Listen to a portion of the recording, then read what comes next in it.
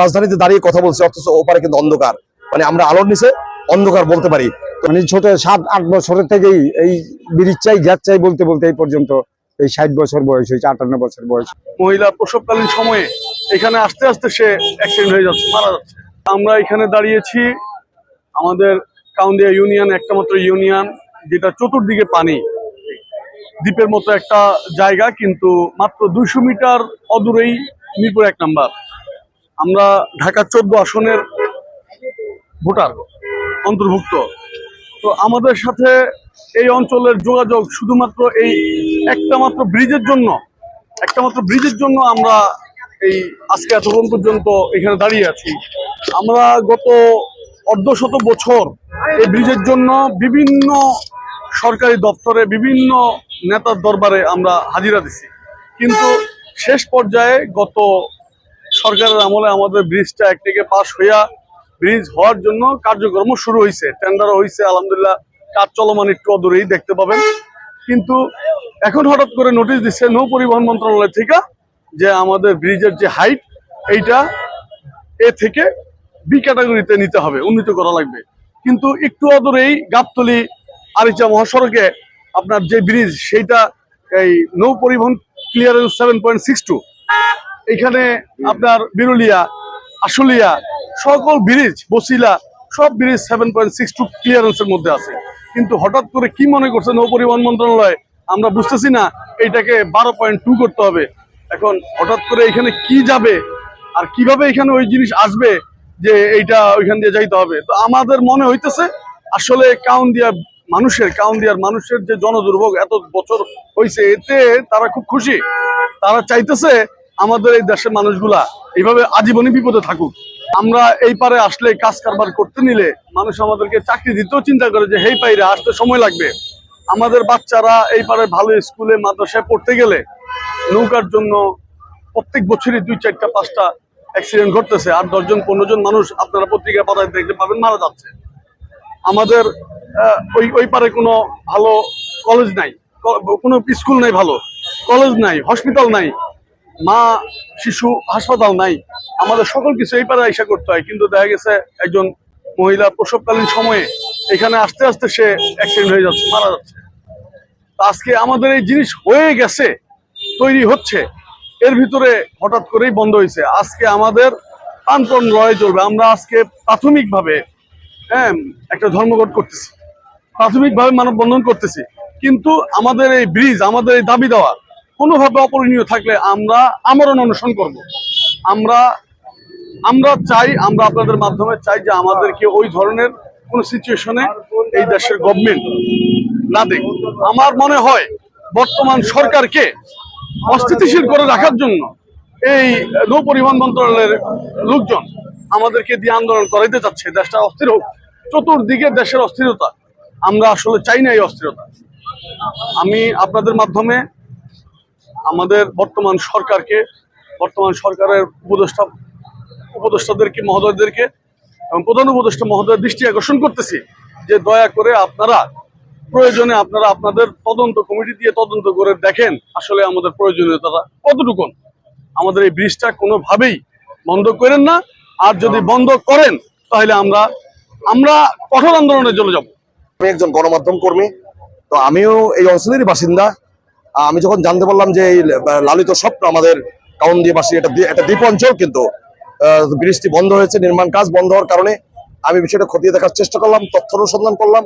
তখন জানতে পারলাম যে 7.62 মিটার অন্যান্য যে ব্রিজগুলো, আমি খুব দ্রুত বলার চেষ্টা করছি যে আমিনবাজার ব্রিজ, আমাদের বসিলা ব্রিজ, বিরুলিয়া ব্রিজ, প্রত্যাশা ব্রিজ, টঙ্গী ব্রিজ, এই ব্রিজগুলোর হাইট কিন্তু 7.62 মিটার, অর্থাৎ ফ্লাড লেভেল স্ট্যান্ডার্ড, যখন ফ্লাড পানি থাকে সেখান থেকে 25 ফিট উচ্চতা, 7.62 মিটার, 25 ফিট উচ্চতা।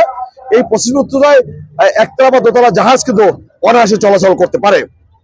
তো ইন দ্য মিন টাইম এটা কিন্তু নেভিগেশন ক্লিয়ারেন্স নিয়েই, নৌ পরিবহন মন্ত্রণালয়ের ছাড়পত্র নিয়েই কিন্তু ব্রিজটি নির্মাণ হয় এবং 1 থেকে পাস হয় 2015 সালে। তো পাস হওয়ার পরে এই অ্যালাইনমেন্ট জটিলতা কারণে ব্রিজ নির্মাণে দেরি হওয়ার এর ভিতরে কিন্তু নৌ পরিবহন মন্ত্রণালয় একটি চিঠি ইস্যু করে যে ব্রিজ নির্মাণ করা যাবে না। কেন যাবে না? সেটা হচ্ছে এই নদী শাসন, নদী বিন্যাস এখন 3য় শ্রেণীতে 2য় শ্রেণীতে উন্নীত হয়েছে, যে কারণে এই কাজটি এখন বন্ধ রাখতে হবে। তাহলে কি জটিলতা হলো যে এই অঞ্চলের যে মানুষের লালিত স্বপ্ন তা কিন্তু ভেস্তে যেতে বসেছে, এবং এখানে 88 কোটি টাকা ব্যয় নির্মিত এই ব্রিজটি 497 মিটার দৈর্ঘ্য, এবং যে প্রজেক্ট রয়েছে সেই প্রজেক্ট কিন্তু শেষ হয়ে যাবে। তাহলে কি এই বৃষ্টি আর কোনোদিন সম্ভব হবে না। মানুষের যে কষ্ট দুঃখ, এবং তারা দ্বীপ অঞ্চলে বসবাস করে, এবং এখানে যে বিগত 5 বছরে প্রায় 200-র উপরে কিন্তু নৌ দুর্ঘটনা ঘটেছে ছোটখাটো, এখানে শতাধিক প্রাণহানির ঘটনা ঘটেছে, এবং স্কুল কলেজে বাচ্চারা যেতে পারে না, এখানে উন্নত চিকিৎসার ব্যবস্থা নেই। আমরা এই যে রাজধানীতে দাঁড়িয়ে কথা বলছি, অথচ ওপারে কিন্তু অন্ধকার, মানে আমরা আলোর নিচে অন্ধকার বলতে পারি। তো সেক্ষেত্রে যখনই নৌ পরিবহন মন্ত্রণালয় চিঠি ইস্যু করেছে 12.2 মিটার, যেহেতু নদীর শ্রেণী বিন্যাস তৃতীয় শ্রেণী থেকে দ্বিতীয় শ্রেণীতে উন্নীত হয়েছে, এই কারণে বন্ধ রয়েছে কাজটি, যে কারণে আজকে এখানকার যে বাসিন্দা তারা দাঁড়িয়েছে। তো আমার কাছে মনে হয়েছে যে যেহেতু নেভিগেশন ক্লিয়ারেন্স দিয়ে 1 থেকে 5 কিলো একটা প্রজেক্ট, এই প্রজেক্টটি বন্ধ হলে এই অঞ্চলের মানুষের দুঃখ কষ্ট আরো বেড়ে যাবে। সুতরাং আমি মনে করি যে এই যে তাদের যে মন্ত্রণালয়ের যে চিঠি প্রত্যাহার করে নির্মাণ কাজ অব্যাহত রাখা হোক। এবং আমি এখানে নিউজ কভার করতে এসেও তাই দেখলাম যে কাউন্দিয়াবাসী এখানে এই ওয়ার্ডের সাবেক কাউন্সিলর জনাব মাসুদ খান রয়েছেন, জনপ্রতিনিধিরা এবং শিক্ষার্থীরা এখানে রয়েছেন, বিভিন্ন গণমাধ্যম কর্মীরা কিন্তু এখানে বিভিন্ন প্রিন্ট মিডিয়া ইলেকট্রনিক মিডিয়ার সাংবাদিকরা এসেছেন, আমরাও এসেছি। তো আমার কাছে মনে হয়েছে যে বিষয়টি অতি গুরুত্বপূর্ণ, এবং জনস্বার্থে নৌ পরিবহন মন্ত্রণালয় যে চিঠি ইস্যু করেছে সেই চিঠিটি প্রত্যাহার করলেই আবার নির্মাণ কাজ শুরু হতে হবে। ইতিমধ্যে কিন্তু অনেকগুলো কাজ এগিয়েছে ঢাকা জেলা এলজিডি, আমি যতটুকু জেনেছি। তো আমি সর্বোপরি গণমাধ্যম কর্মী হিসেবে আমি কাজ করতে গিয়ে আমি মনে করি যে ওই যে 7.62 মিটার যে ব্রিজগুলো রয়েছে, ওখান থেকে তো জাহাজ প্রবেশ করে, তাহলে এত উঁচুই কেন একটি ব্রিজ নির্মাণ করতে হবে? তো ওই ব্রিজটি যদি এই বেড়িবাঁধের সাথে এসে সংযোগ স্থাপন করে, তাহলে কিন্তু অ্যালাইনমেন্ট অনেক দূরে সরে যাবে, অর্থাৎ এটা আদৌ সম্ভব নয়।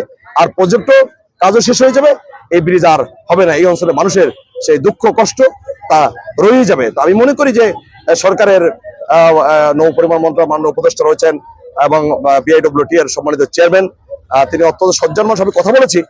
তিনি বলেছেন হ্যাঁ, এটা ভেবে দেখা যায়। আমাদের যে বৈরী আবহাওয়া উপেক্ষা করেই কিন্তু আমরা এখানে শুধু কাউন্দিয়াবাসীর এই যে তাদের মানববন্ধন, তাদের প্রতিবাদ, তাদের যে ক্ষুব্ধ প্রতিক্রিয়া, সেটা গণমাধ্যমে তুলে ধরা, তো সরকার দৃষ্টি আকর্ষণ করাই হচ্ছে আমাদের দায়িত্ব। ধন্যবাদ সবাই। দীর্ঘদিন ধরে আমরা শুনতেছি ব্রিজ হবে। আসলে ব্রিজ আমরা এটা স্বপ্ন, ব্রিজ হবে এই পর্যন্তই শুনছি। এখন কাজ শুরু হয়েছে এই সরকারের আমলে, মানে বিগত সরকারের আমলে কাজটা শুরু হয়েছে, কিন্তু তারা চলে যাওয়ার পরে এখনো চলমান। হঠাৎ করে নৌ পরিবহন মন্ত্রণালয় থেকে কাজটাকে বন্ধ করার জন্য দাবি জানাইছে। আসলে আমরা জানতেছি না যে কি কারণে। আমরা কাউন্দিয়াবাসী অবহেলিত, কারণ গাবতলী কাছে, কিন্তু আমাদের যোগাযোগ নৌকা ছাড়া কোনো কিছুই আমাদের সম্ভব না।